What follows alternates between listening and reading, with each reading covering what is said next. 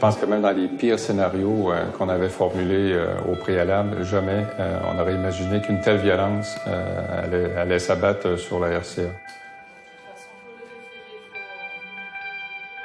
Est-ce qu'il faut demander plus d'intervention internationale, moins d'intervention internationale? Est-ce qu'il faut dire le mot génocide pour que tout ça s'arrête? Ou est-ce que ça sert à rien de dire le mot génocide? Ou est-ce qu'il faut dire autre chose? Si demain, il y a les forces de protection qui s'en vont, les gens ils se font massacrer. Si demain, nous, on s'en va, on n'a pas un rôle de protection, mais quand même, on est là. Donc je pense que certains peut-être hésiteraient. Et encore, il ne faut pas non plus se faire d'illusions sur notre capacité à empêcher des gens à massacrer d'autres personnes.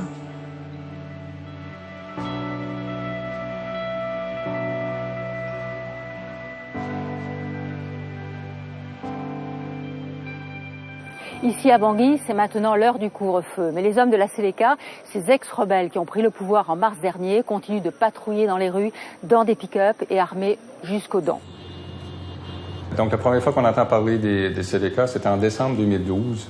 Et ils vont se manifester, ils vont attaquer en fait la RCA, le nord de la RCA à Ndélé, qu'ils vont prendre assez rapidement. Et comme ça, ils vont progresser en fait jusqu'aux portes de Bangui. En à peine un mois, ça va se faire excessivement rapidement.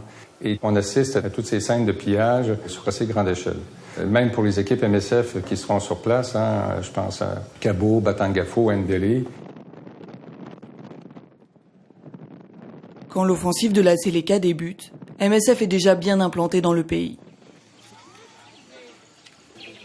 Ce n'est pas la première fois qu'elles sont confrontées à ces éruptions de violence, ni aux exactions commises par des groupes armés opposants au pouvoir. Elles savent aussi que dans ces cas-là, des groupes d'autodéfense se mettent en place dans les villages, manière pour les Centrafricains d'assurer leur propre sécurité, puisque l'État est défaillant. Mais cette fois-ci, les hommes en armes de la Séléka parviennent à prendre le pouvoir. Il ne faisait pas de doute pour nous que tout le pays allait être conquis par les Séléka. Est-ce que tous les pillages et toutes les exactions des droits de l'homme qui se passaient sur ce territoire, est-ce que ça allait se répandre sur l'ensemble du territoire? La réponse, bien sûr, ça a été oui. On l'a vu tout de suite dès la prise de Bangui, en fait. Et puis, ça s'est répandu sur tout l'ouest du territoire. Le quartier Boyrab à majorité chrétienne, un bastion aussi des milices anti-Balaka. Si le gros de la troupe n'a que des machettes et des arcs, un certain nombre d'hommes disposent de réelles armes de guerre. Ce qui va apparaître assez tôt après la prise du pouvoir des Séléka, c'est un peu la polarité qui va s'installer progressivement, mais qui va devenir évidente au fur et à mesure que les exactions des Séléka vont se généraliser. C'est la réponse que les groupes d'autodéfense vont apporter à cette violence-là. Ces groupes d'autodéfense reprennent un nom hérité de la période coloniale, anti-Balaka. Face aux violences commises par les membres de la Séléka, dans leur immense majorité musulmans, cet assemblage hétéroclite de villageois et d'anciens militaires se pose en défenseur de la population chrétienne. Et ça va mener à des combats systématiques entre les anti-Balaka, effectivement, et les Séléka. Pour nous, dès le départ, on peut anticiper le problème qui va survenir plus tard, donc c'est-à-dire l'accès à ces populations-là, que ce soit chrétiens ou musulmans. Quand ils arrivent dans les villages, les Séléka, qu'ils soient opposants historiques au pouvoir, mercenaires venus des pays voisins ou simples bandits, pillent et brûlent les maisons, blessent et tuent les villageois. Ces villageois n'ont souvent d'autre choix que de fuir en brousse. Ils se nourrissent alors de ce qu'ils parviennent à ramasser et vivent sans protection.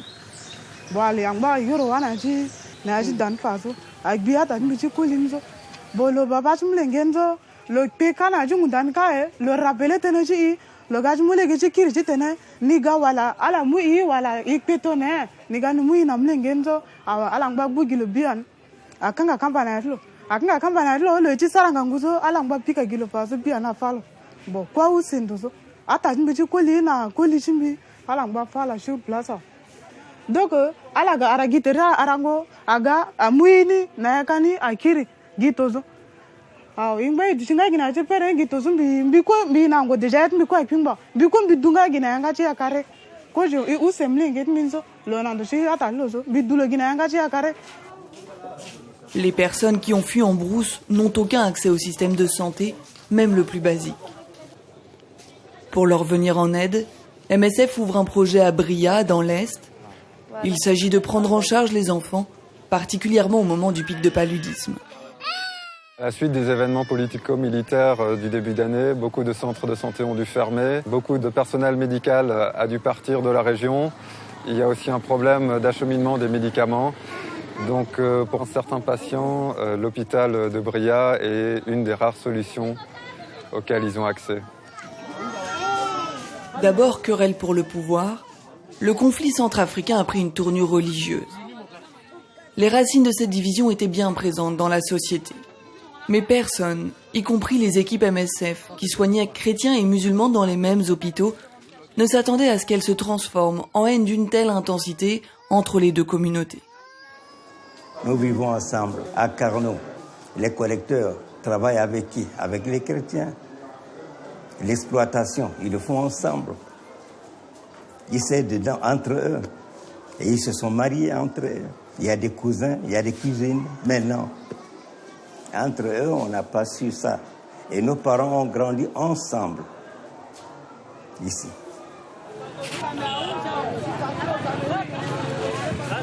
De façon historique, on peut dire, oui, il y a des communautés chrétiennes, des communautés musulmanes. Ils ont toujours bien vécu ensemble, mais force est de constater que la majorité de la communauté musulmane est plus au nord et au nord-est et sinon à l'est.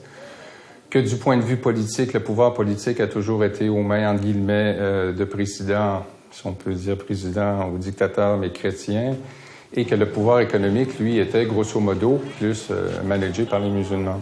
Il y avait peut-être un peu un terrain qui pourrait être propice pour tout ce qui se passe aujourd'hui, mais encore une fois, sur l'ampleur que tous ces événements-là ont pris et les répercussions qu'il y aura pour le futur, je pense que bien malin aurait été celui qui aurait pu prédire tout ce grand désastre, en fait.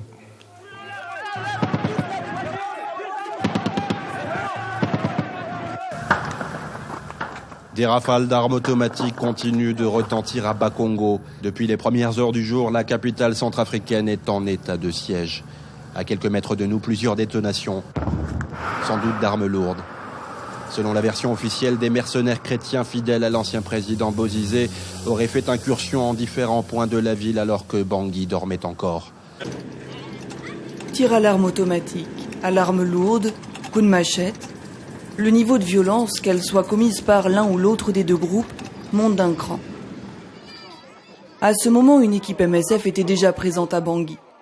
Elle avait investi l'hôpital communautaire dans l'éventualité d'une flambée de violence. Elle était loin de se douter de ce à quoi elle allait assister.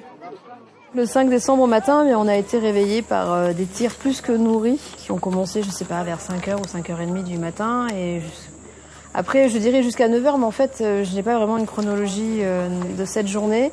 Parce que très rapidement, on s'est dit qu'il fallait qu'on aille à l'hôpital communautaire où on était donc déjà installés depuis quelques jours. On avait un peu prévu que les anti-Balaka allaient finir par attaquer Bangui, mais encore une fois, on n'avait pas prévu que les anti-Balaka seraient si, je dirais, nombreux et mieux organisés que ce qu'on était habitué de voir.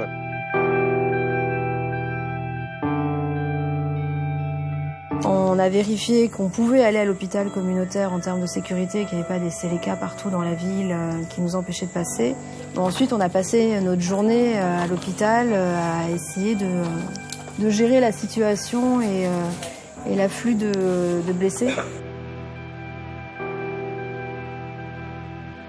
On mettait les nattes là, par terre, pour mettre les blessés là-dessus.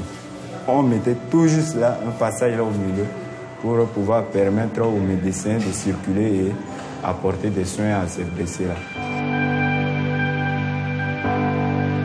Donc, on a vu des gens arriver, macheter, des membres coupés, avoir des têtes, etc. Donc, c'était pas, pour les équipes, c'était encore une fois assez difficile. Et je pense que c'est ça, moi, qui m'avait le plus frappé lors de ces journées-là. En fait, le 5 décembre, on a tous été pris au dépourvu. Je crois qu'on a reçu 120 blessés. Le propre de ces situations, on se retrouve à l'épicentre des violences comme ça, au moment où l'histoire se passe, c'est que les événements vont quand même très très vite. Donc on est très très vite un petit peu en train d'essayer de s'organiser en même temps que l'histoire avance.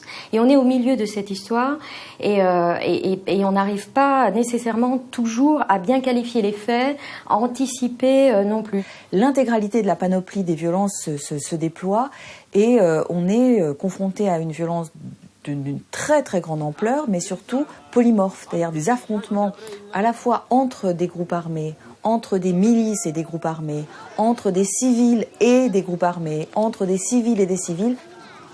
Il est évident que le travail des MSF, c'est de faire des typologies de violence. Parce que quand on est acteur de terrain, on doit justement être capable d'adapter les secours, d'adapter aussi les positionnements publics à la réalité du diagnostic qu'on pose sur la violence. L'un des éléments déclencheurs de cette flambée de violence fut l'arrivée de l'armée française à Bangui, mandatée pour désarmer les éléments de la Séléka. Dans les faits, ce désarmement laisse sans défense la population musulmane, associée dans son ensemble aux membres de la Séléka et victime du désir de vengeance des anti-Balaka. Il y avait des choses qu'on comprenait petit à petit, les quartiers musulmans qui étaient plus ciblés, les quartiers de la ville qui bloquaient, des barricades qui s'installaient ici ou là. Donc on arrivait à lire au fur et à mesure que les événements se passaient, mais avec toujours un petit peu de retard, et ce qui est encore une fois complètement normal dans ce type de situation où quand même tout est assez chaotique. À chaque instant, la haine peut exploser. À la sortie du camp, la foule vient de lyncher cet homme, un musulman.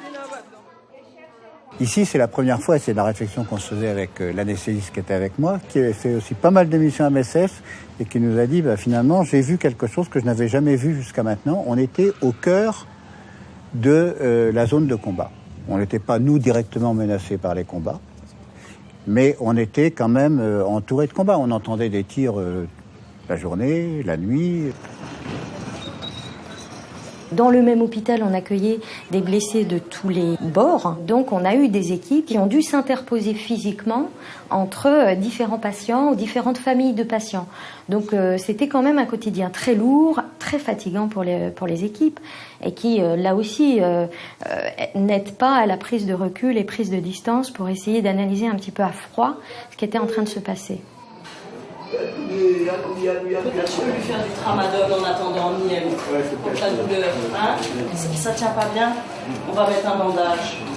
Alors, est-ce que vous pouvez vous soulever un petit peu? Non, on dit qu'il y a une balle ici, deux balles là, dans le bras. De toute façon, il faut le référer, on peut mettre les deux dans l'ambulance en même temps. La première chose qui était symptomatique, c'est que l'État était totalement absent. Si on fait le parallèle avec le Rwanda, c'est un génocide qui est organisé par l'État. Tout l'appareil d'État, toute l'armée. Là, en RCA, l'État, l'armée nationale sont totalement absents. Alors on parlait de chaos. Que ce soit pour l'action humanitaire ou pour la responsabilité criminelle, l'enjeu est toujours de savoir, est-ce qu'il y a quelqu'un qui contrôle et qui donne des ordres et qui peut donner des ordres positifs ou négatifs, ou est-ce qu'on est devant des phénomènes totalement spontanés et immaîtrisés? Ça change complètement les choses. Et là-dessus, on a eu beaucoup de mal. Les habitants de Bangui, terrifiés par les massacres, fuient leur quartier. Plusieurs dizaines de milliers d'entre eux se réfugient à l'aéroport international de la ville, sécurisé par l'armée française. Là, alors que leurs maisons et tous leurs biens sont pillés, ils ne reçoivent quasiment aucune aide humanitaire.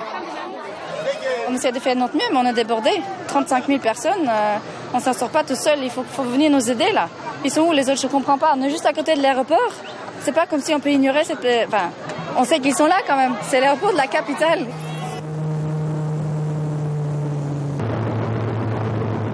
Le 10 janvier, le président Jotolia a démissionné. Et là, vraiment, on a eu l'impression qu'il y a eu un renversement de situation, notamment dans l'Ouest, où les Séléka fuyaient et remontaient vers le Nord, mais pratiquaient la politique de la terre brûlée, donc piller, voler, brûler les villages. Et ensuite, donc les populations chrétiennes qui fuyaient en brousse. Et ensuite, les anti-Balaka qui arrivaient dans les villages et qui ciblaient plus spécifiquement les populations musulmanes. Donc là, c'est vrai qu'il y a eu une énorme inquiétude sur les violences parce qu'on n'était plus au stade des exactions qui étaient nombreuses. La question se pose même pas, ou des pillages, mais on en était presque à se demander est-ce qu'il ne va pas y avoir des massacres d'une communauté tout entière. On n'avait pas de militaires, il n'y avait personne, aucune intervention MISCA ni Sangaris était là à l'époque. C'était pour moi le moment le plus violent. C'était celui-là. C'était cette semaine où on ne pouvait rien faire, on essayait d'intervenir, on arrivait. MSF, mais voilà, après toutes les 20 matins, il y en a 7 qui sont exécutés dans une cour, pas loin. Un autre qui a été exécuté sur la place là-bas, donc c'était... Je pense que c'est plus cette violence-là qui m'a traumatisé, c'est peut-être le terme, mais... Assez étonnamment, j'étais content de voir des militaires arriver pour la première fois de ma vie. Voilà.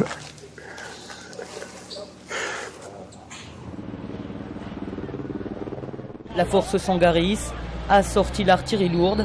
À chaque carrefour des blindés, dans chaque ruelle, des hommes à pied.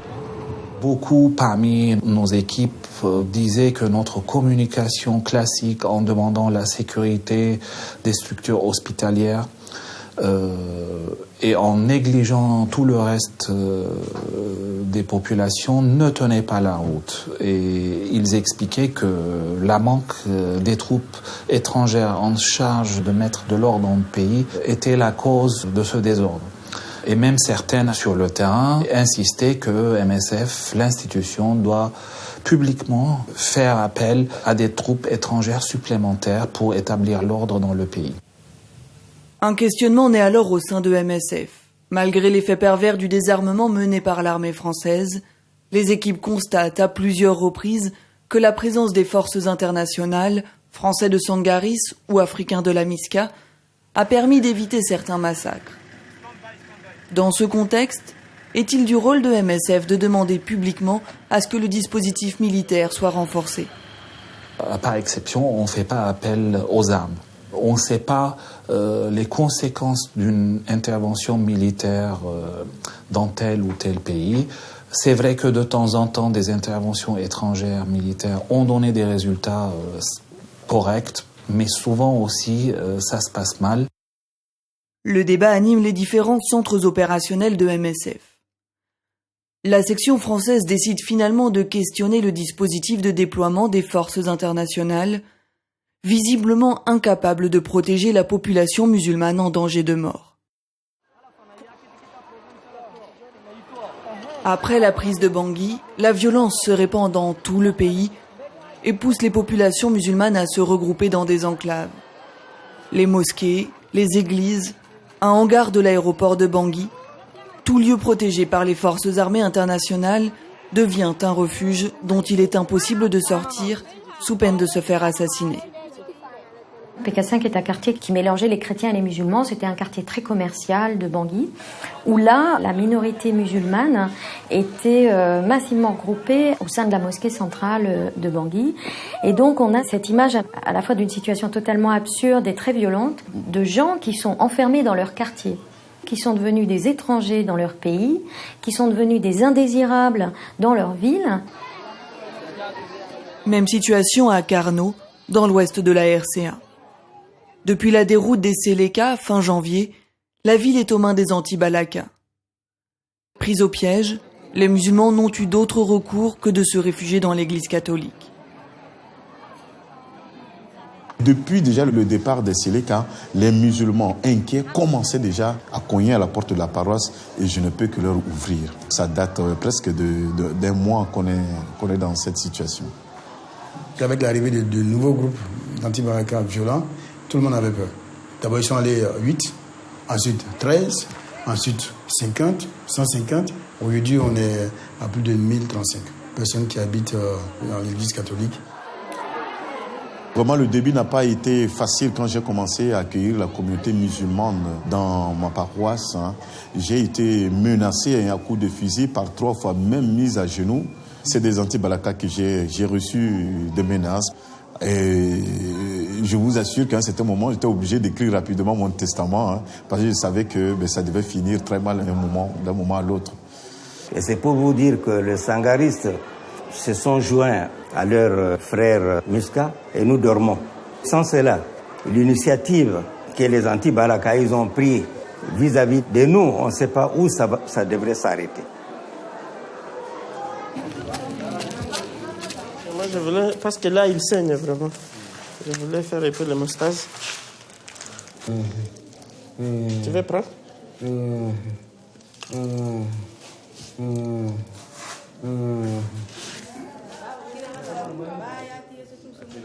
Papa, tu t'appelles comment? Je m'appelle Auguste. Auguste? Ouais. Tu as été blessé quand? La fracture qui existe au sein de la ville de Carnot a des conséquences immédiates pour l'équipe MSF qui travaille dans l'hôpital.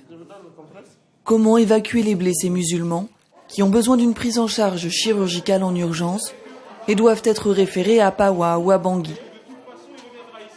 Ce jour-là, c'était vraiment une journée très chaude ici à Carnot. On devrait évacuer 4 blessés à Bangui, dont des musulmans. Et on sait que la tension est tellement forte, c'était tellement difficile de faire passer les musulmans dans le fief des Anti-Balaka pour atteindre la piste. C'est le seul passage. C'est plus facile ici, on va mettre un brancard. D'accord, mais lui, il faut... 8h30, échange de coups de feu devant l'entrée de l'église. Un élément de la MISCA blessé par balle. Les militaires MISCA, ils sont très tendus. À 50 mètres de là, plus de 50 hommes armés anti-Balaka qui sont prêts, qui disent on va attaquer l'église. Il faut passer pour aller sur la piste. Donc on arrive, ils bloquent la voiture, les deux véhicules. Non, l'élément de la MISCA passe pas. L'élément de la MISCA passe pas. Il dit mais il n'y a pas d'élément de MISCA dedans, il n'y a pas de militaires dedans. Je suis descendu, j'ai négocié avec le chef qui était là. Ça a duré 10 minutes. J'avais tout autour de moi, à l'aérodrome, une bande de Balaka qui me menaçait d'immobiliser l'avion ou je ne sais quoi. Donc c'est des grands moments de solitude parce que bon, tu es tout seul avec tous ces gens, des Indiens, quoi. Habillés avec des perruques et... Pendant que ces blessés partaient, je reçois un SMS du médecin référent me demandant il faut qu'on réfère rapidement le militaire parce qu'on est en train de le perdre. Ce jour, ça a été quand même un jour de chance. Parce que c'était un avion qu'on avait loué. Il partait avec les premiers patients à Pawa et puis il revenait. Alors il y avait 50 minutes pour convaincre tous ces anti-Balaka. Ah ouais. Et quand je suis arrivé à leur base, ils étaient plus de 300. Tous en armes. Tous en armes. Toujours avec cette pression que les anti-Balaka cherchaient ce militaire. Alors on a réussi à passer par la fameuse petite route, avec une pression au ventre. Je l'ai trouvé long, le décollage. Ils font chauffer leur moteur un peu trop longtemps dans ces moments-là. Tu vois. Et le soir, on reçoit un coup de fil du Comet qui nous dit le militaire que vous avez référé à Bangui, il pissait du sang. L'artère fémorale pétée, fracture du fémur, artère fémorale pétée. Mais vous l'avez sauvé. On était tous contents. On était tous contents d'avoir sauvé la vie de ce monsieur.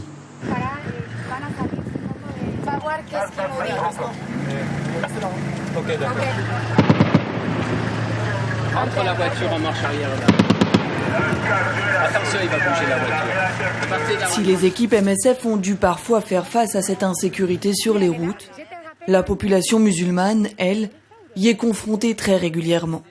Sur des endroits comme Bozoum, par exemple, où on faisait des consultations dans le quartier musulman, certaines personnes qui avaient besoin d'hospitalisation ont été soignées sur place parce que ces personnes ne voulaient pas aller à l'hôpital de peur d'être attaquées, d'être tuées sur le chemin. C'est un petit peu aussi la même configuration sur la grande mosquée à Bangui, où les hospitalisations en dehors pour la chirurgie des cas spéciaux se font sur place s'il y a besoin. Les peurs des musulmans étaient d'une part dues au traumatisme et au niveau de violence qu'ils avaient subi durant les dernières semaines, mais aussi dues à un risque réel d'être attaqués, d'être tués si jamais ils sortaient de leur quartier. Face à la violence des anti-Balaka, les musulmans qui le peuvent quittent le pays en convoi. Fin février, 1 millier d'entre eux s'entassent sous les hangars du centre de transit de l'aéroport de Bangui, en attendant de pouvoir monter dans l'un des camions qui les mènera vers le Tchad ou le Cameroun.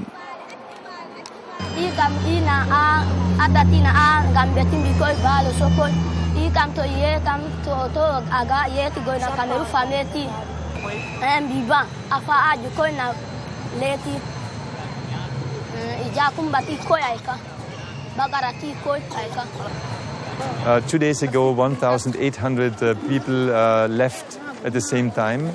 Now, you have the feeling that their souls are still around. You see left behind belongings which they could not take on their means of transportation when leaving the camp, but they are now gone. It feels very empty. I feel very sad. There were patients I have seen every day, and now they are gone. They are now on the road out of the country. We know that convoys are attacked, and so I wonder, I think, how they're doing on this very dangerous way.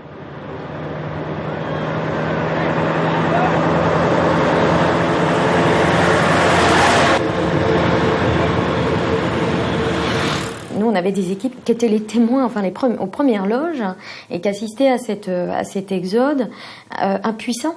C'était tellement rapide, c'était tellement soudain, et ils étaient un petit peu démunis aussi dans la manière de témoigner. On a utilisé ces qualificatifs-là, d'exode, d'évacuation de certaines populations, fuite en masse, des choses comme ça. On avait un petit peu de mal à passer l'étape de est-ce que c'est une purification ethnique, est-ce qu'il y a une intention vraiment systématique. On n'avait pas, encore une fois, suffisamment de recul pour comprendre les dynamiques et l'intentionnalité de ces dynamiques. Et c'est pour ça que c'est important de comprendre. Les gens avaient le choix entre la valise et le cercueil. C'est vraiment comme ça qu'ils ont vécu ces événements. Tout allait très très vite. À la mi-mars 2014, selon les Nations Unies, 600 000 personnes étaient déplacées dans leur propre pays. Près de 300 000 étaient réfugiés dans les pays voisins, Tchad, Cameroun ou République démocratique du Congo. À Sido, petit village à la frontière tchadienne, des milliers de Centrafricains arrivent épuisés par le voyage qu'ils viennent d'entreprendre.